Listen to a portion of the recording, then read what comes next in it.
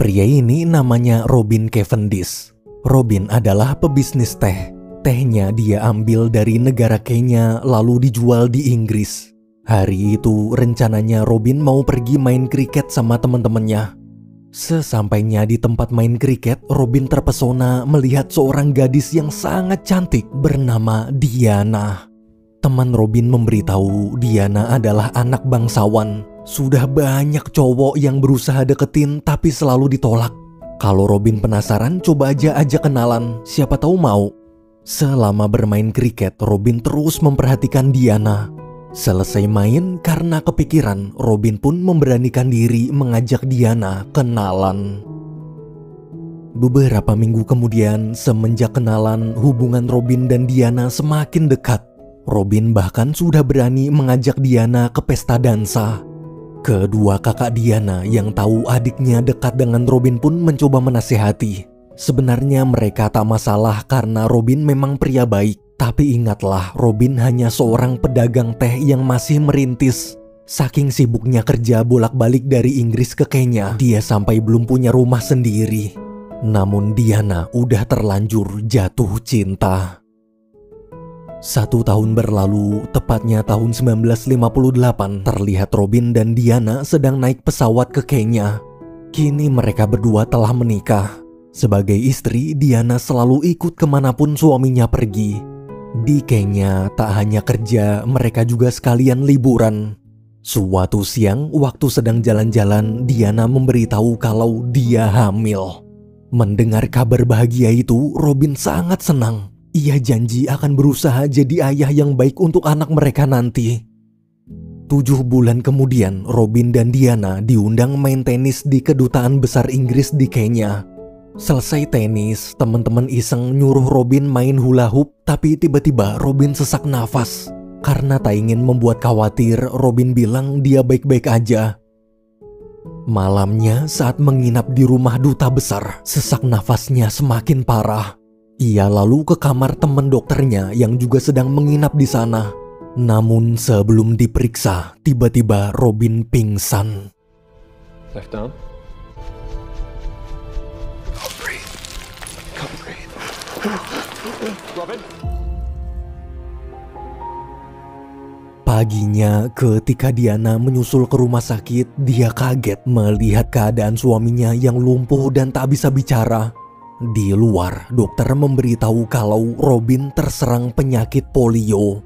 Virus polio ini menyerang saraf otak hingga tulang belakang dan membuat Robin lumpuh bahkan tak bisa bernafas. Dengan berat hati, dokter berkata, seumur hidup Robin harus dirawat di rumah sakit dan seumur hidup harus menggunakan alat bantu pernafasan. Mendengar kalimat itu, Diana syok. Siangnya, Diana menemui keluarga duta besar lalu menceritakan apa yang terjadi pada suaminya. Dia juga minta izin tinggal di sini sementara waktu sampai melahirkan nanti. Ia janji tak akan merepotkan. Keluarga duta besar pun tak keberatan. 2 bulan kemudian setelah melahirkan, Diana bersama bayinya menjenguk Robin ke rumah sakit. Ketika Diana menunjukkan putra mereka, Robin menangis terharu. 1 tahun berlalu di tahun 1960, setelah keadaannya mulai membaik, Robin bersama anak istrinya pulang ke Inggris. Saat pesawat mendarat, dia langsung dibawa ke rumah sakit. Keesokan harinya, waktu Diana menjenguk, dokter bilang kalau Robin tak mau bertemu Diana. Diana yang tahu suaminya sedang terpuruk mencoba mengerti dan membiarkannya sendiri. Lusanya, 2 kakak Diana datang menjenguk Robin. Karena Robin masih belum bisa bicara, mereka berkomunikasi dengan membaca gerak bibir Robin. Setelah berkali-kali berusaha, kedua kakak iparnya akhirnya mengerti.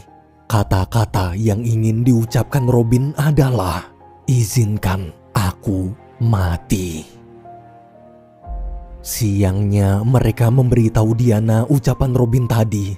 Sebagai pria, mereka mengerti bagaimana perasaannya. Daripada harus tersiksa seumur hidup, lebih baik relakan Robin. Namun Diana menolak. Dengan tegas dia berkata, bagaimanapun caranya, dia akan mengembalikan semangat hidup suaminya. Hari demi hari, Diana selalu datang menemui Robin.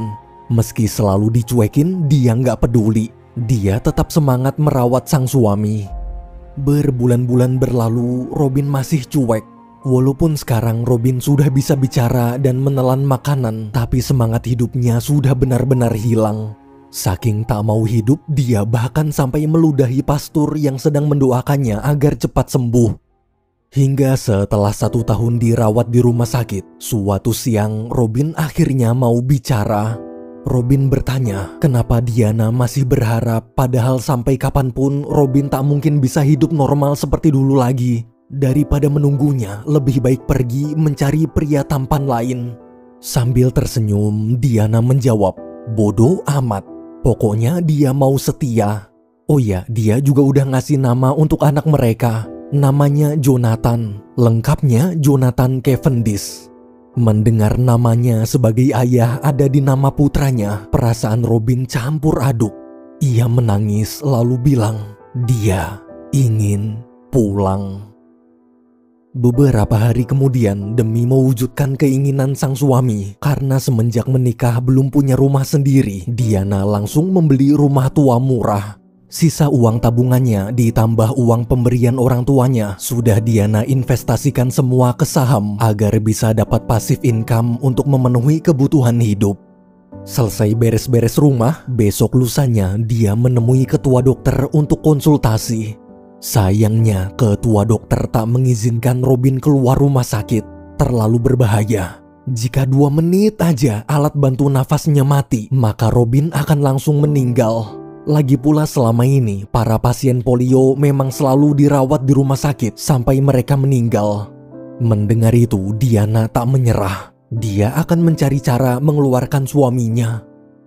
3 hari kemudian, Diana minta tolong dokter dan suster untuk membantu suaminya keluar diam-diam dari rumah sakit. Awalnya dokter menolak, nanti dia bisa dimarahin ketua dokter. Tapi setelah terus memohon, dokter kasihan dan mau membantu. Rencananya besok waktu semua sedang makan siang, dia dan suster akan membawa Robin keluar. Malamnya, pasien di samping Robin yang mendengar obrolan tadi siang mengatakan apa yang dilakukan Robin terlalu nekat. Jika keluar rumah sakit, kita tak mungkin bisa bertahan. Bukannya takut, sambil tertawa, Robin malah ngajak taruhan. Bila dalam 1 bulan setelah keluar dari sini dia masih hidup, bayar 5 pound sterling. Mendengar itu, si pasien ikut tertawa dan setuju. Keesokan harinya, saat kondisi dirasa aman, dokter dan suster segera membawa Robin pergi.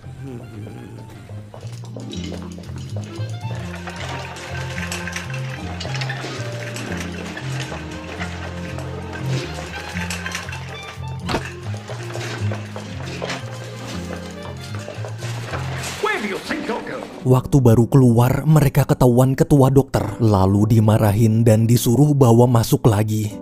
Robin yang tak terima pun berkata dia punya hak untuk bebas. Jika tak diizinkan, maka dia akan melapor ke polisi dengan tuduhan telah memenjarakan orang cacat. Mendengar ancaman itu, sambil menahan marah, ketua dokter mengizinkan pergi. Pas mau masuk mobil, ketua dokter bilang Robin pasti akan mati dalam 2 minggu. Sesampainya di rumah, Robin langsung dibantu semua anggota keluarga yang sudah menunggunya pulang. Setelah berhasil memindahkan ke ranjang baru, Jonathan datang menyapa sang ayah. Robin pun tersenyum lalu menyapa balik putranya. Esok pagi saat Jonathan lagi main sama anjing peliharaannya, si anjing lari ke bawah meja lalu tak sengaja mencabut kabel colokan alat bantu pernafasan. Di ranjang, Robin yang tak bisa bernafas berusaha minta tolong.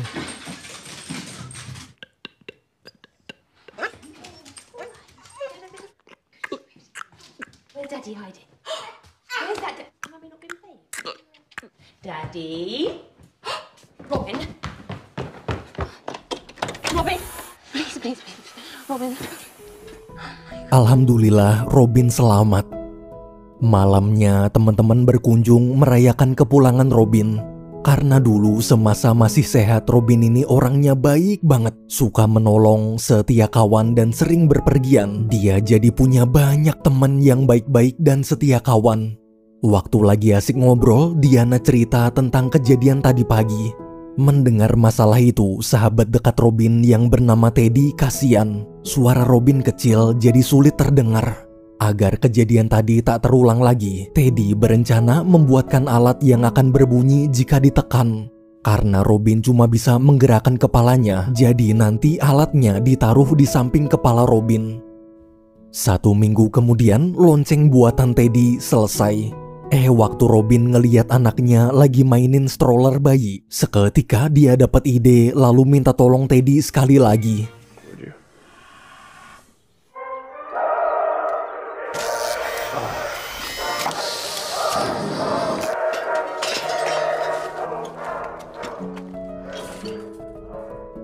Tak butuh waktu lama, kursi roda Robin selesai dibuat. Setelah 2 tahun hanya berbaring di kasur, akhirnya dia bisa keluar rumah jalan-jalan bersama teman-temannya. Keesokan harinya, Robin pergi ke rumah sakit menemui pasien di sebelahnya dulu. Melihat Robin masih hidup dan bisa bebas keluar rumah, semua orang kaget. Robin pun ngeledekin si pasien sambil nagih uang taruhan 5 pound sterling. 3 tahun kemudian, tepatnya tahun 1965, Robin terlihat sudah terbiasa dengan kehidupannya di kursi roda. Suatu malam, waktu lagi ngobrol sama Diana, Jonathan datang membawa album foto Robin. Di album itu ada banyak foto ayah sejak masih jadi tentara sampai jadi pebisnis teh di Kenya.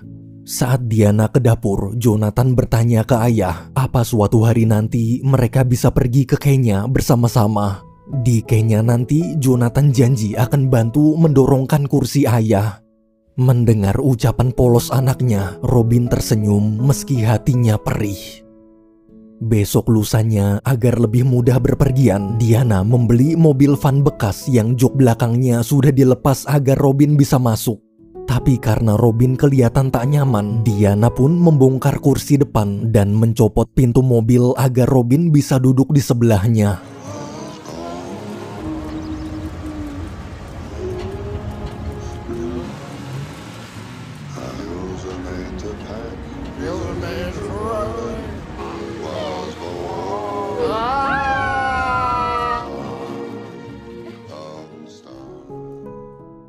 Lima tahun berlalu di rumah, Robin sekeluarga terlihat sedang berpesta merayakan ulang tahun Jonathan. Sepanjang pesta, Diana cemburu melihat Robin asik ngobrol dengan banyak wanita. Di sisi lain, Robin juga cemburu melihat Diana dekat dengan pria. Malam hari, waktu mau tidur, Robin yang masih cemburu bertanya, kenapa Diana masih setia merawatnya padahal bisa cari pria lain. Diana yang juga masih cemburu menjawab, dia masih setia di sini soalnya dia nggak mau ada cewek lain ngerawat Robin. Robin pun tertawa. Dia bersyukur punya istri yang sangat mencintainya. Sebelum tidur, Robin bilang, gimana kalau kita liburan ke Spanyol sekalian ke rumah Teddy. Besoknya, Robin bersama anak istrinya dan salah satu kakak iparnya berangkat ke Spanyol. Di Spanyol, setelah berhari-hari keluarga Robin bersenang-senang, mereka lanjut pergi ke rumah Teddy di Barcelona. Di tengah jalan, alat bantu nafasnya rusak gara-gara kakak Diana salah memasukkan kabel. Mereka buru-buru memompa oksigen secara manual. Saat semua panik, untungnya ada orang asing lewat menawarkan bantuan. Diana lalu minta kakaknya pergi ke kota bersama orang asing itu untuk menelpon Teddy agar segera datang ke sini. Keesokan harinya, ada pastor bersama jemaatnya lewat dan mampir ngobrol dengan keluarga Robin. Setelah mendengar cerita Diana, pastor memutuskan akan menemani hingga Teddy sampai. Malamnya, pastor juga memanggil lebih banyak jemaat gereja untuk ikut meramaikan suasana. Melihat kebaikan sang pastor, Robin tersentuh sekaligus malu. Dia ingat dulu saking depresinya, dia tak percaya Tuhan bahkan pernah meludahi pastor yang sedang mendoakannya.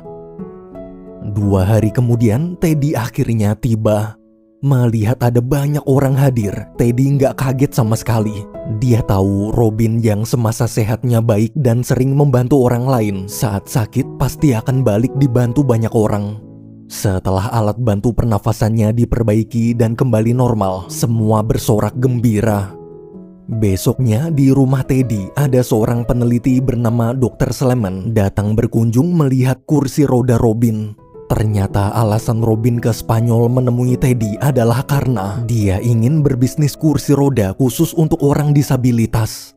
Selesai memeriksa, Dr. Sleman kagum. Jika Robin dan Teddy bisa memproduksi kursi rodanya dalam jumlah banyak, Dr. Sleman janji akan membantu memasarkannya ke seluruh Eropa. Sayangnya, sepulang ke Inggris, waktu Robin mencoba meminjam uang ke bank untuk modal produksi, pengajuannya ditolak. Meski Robin berusaha memberitahu kalau dia sudah menggunakan kursi roda ini selama 10 tahun lebih dan yakin pasti akan laku keras, pihak bank tetap tak ingin mengambil resiko. Daripada pakai kursi roda, lebih baik penderita polio dirawat di rumah sakit seumur hidup. Namun Robin tak menyerah. Besoknya dia dan Diana pergi ke rumah wanita bangsawan kaya kenalannya untuk menawarkan investasi bisnis kursi roda. Awalnya si wanita bangsawan menolak dengan alasan yang sama seperti pihak bank. Tapi melihat Robin yang sangat semangat menjelaskan meski kesulitan bicara, akhirnya wanita itu setuju. Beberapa tahun kemudian, kursi roda buatan Robin dan Teddy laris manis.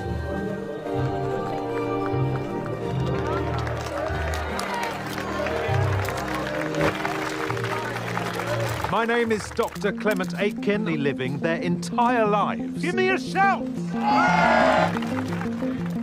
2 tahun berlalu, Robin, Diana, kakak Diana, Teddy, serta Dr. Sleman pergi ke Jerman untuk memasarkan kursi rodanya. Namun tak berjalan sesuai harapan. Di rumah sakit Jerman, ketua dokter menentang inovasi mereka karena dinilai membahayakan pasien. Sebenarnya mereka menolak soalnya jika semua pasien bisa pulang, maka pihak rumah sakit akan kehilangan uang. Sebelum sempat dijelaskan, mereka semua langsung diusir. Keesokan harinya, Dr. Sleman mengundang para petinggi pemerintahan Jerman, lalu mencoba mengedukasi mereka. Ketika Robin diminta pidato, dia berkata, "Sampai kapan kalian semua mau memenjarakan orang-orang lumpuh itu?" Walaupun Jerman mengklaim memiliki fasilitas kesehatan terbaik di dunia untuk orang lumpuh, tapi klaim itu hanya untuk kebanggaan kalian sendiri, bukan yang sebenarnya diinginkan para pasien. Lihatlah dia sekarang, dia adalah pasien lumpuh pertama di dunia yang telah berhasil kabur dari penjara bernama rumah sakit. Robin cerita, dulu waktu pertama kali dia lumpuh, dia ingin mati. Ingin sekali. Tapi sayang istrinya tak mengizinkan. Istrinya menyuruhnya terus hidup untuk menyaksikan anak mereka tumbuh besar. Karena takut istrinya ngambek, jadi Robin memutuskan nurut. Dia akan terus hidup karena keluarganya, dengan keluarganya, untuk keluarganya. Semenjak itu ternyata semua di luar dugaannya. Tak hanya bertahan hidup, tapi dia benar-benar hidup. Di hadapan para petinggi Jerman, Robin berkata, dia kesini bukan untuk memohon, tapi untuk memerintah kalian. Sekarang pergilah ke rumah sakit kalian masing-masing, lalu beritahu seluruh pasien lumpuh di sana bahwa mereka juga bisa benar-benar hidup. Kalian semua punya kekuasaan, gunakanlah kekuasaan itu untuk membuka gerbang dan bebaskanlah mereka semua.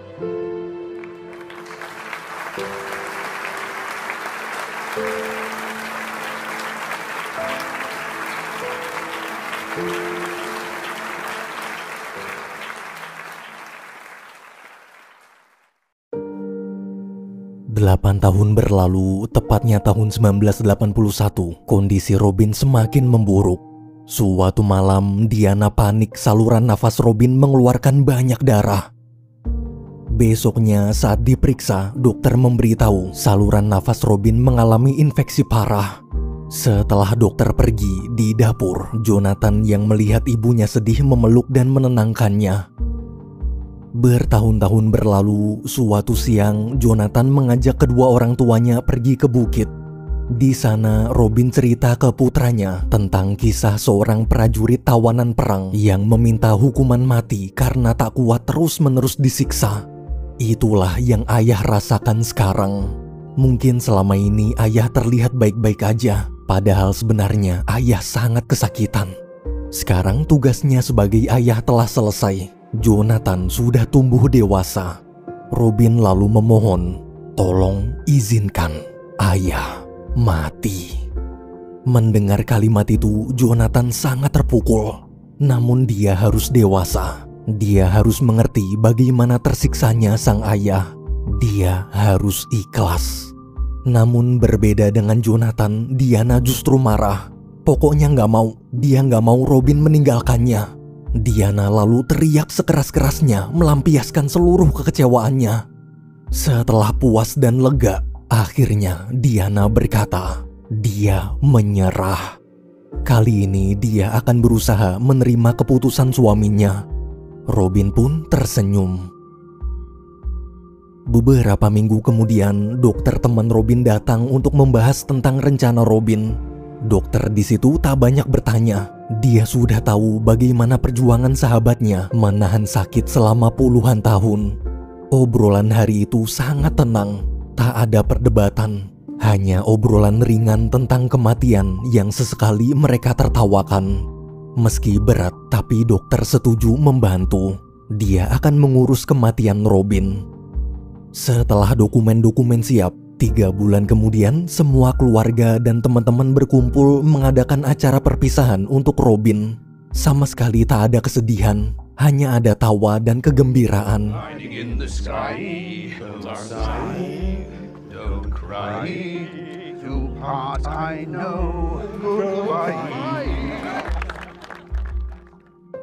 Malamnya selesai pesta, saluran nafas Robin kembali berdarah. Setelah menggantikan baju, Diana menangis lalu berbaring di samping Robin, menikmati malam terakhir mereka berdua. Besoknya, hari yang paling Diana takutkan akhirnya tiba. Robin memberitahu sebentar lagi teman dokternya mau datang ke sini. Tolong Diana dan Jonathan tunggu di luar dulu. Robin ingin menitipkan pesan-pesan terakhir untuk disampaikan ke semua sahabatnya. Diana lalu mengajak Jonathan menunggu di restoran dekat rumah. Setelah 1 jam, Diana melihat mobil teman Robin pergi meninggalkan rumah. Mereka pun buru-buru pulang. Di kamar, Jonathan dan Diana gantian mengucapkan salam perpisahan. Saat bicara dengan Jonathan, Robin minta nanti setelah ibu selesai berpamitan, tolong matikan alat bantu pernafasan ayah. Ketika giliran Diana tak banyak berkata-kata. Ia menatap Robin dengan tatapan penuh cinta. Tak ada lagi kata maaf, hanya ada terima kasih. Terima kasih telah mengabulkan permintaannya untuk terus hidup hingga detik ini.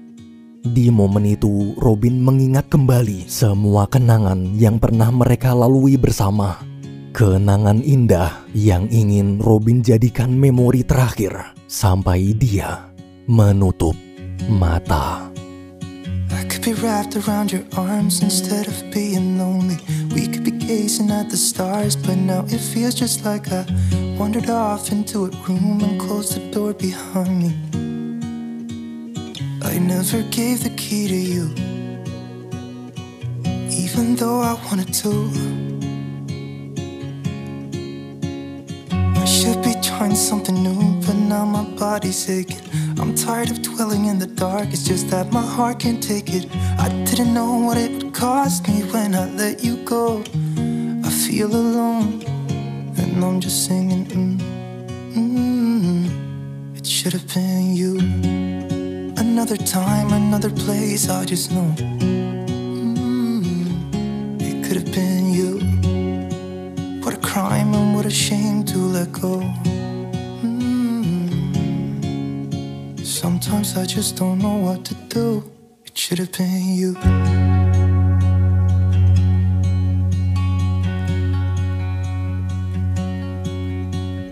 I could be driving to your place, but now the ground is shaking. Could be a phase, but it feels like it will never go away until we make up. I can't be myself. I never knew how much I needed you. It should have been you. Another time, another place, I just know it could have been you. What a crime and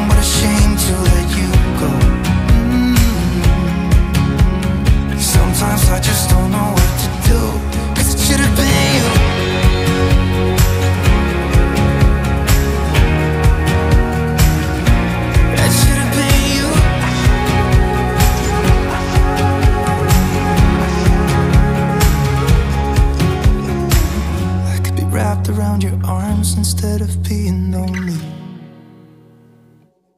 It should have been you. Another time, another place, I just know you could have been the one who made me feel home. What a crime and what a shame to let go. Ooh, it should have been you. Another time, another place, I just know you could have been the one who made me feel at home. What a crime and what a shame to let you go. Sometimes I just don't know what to do. It should have been you.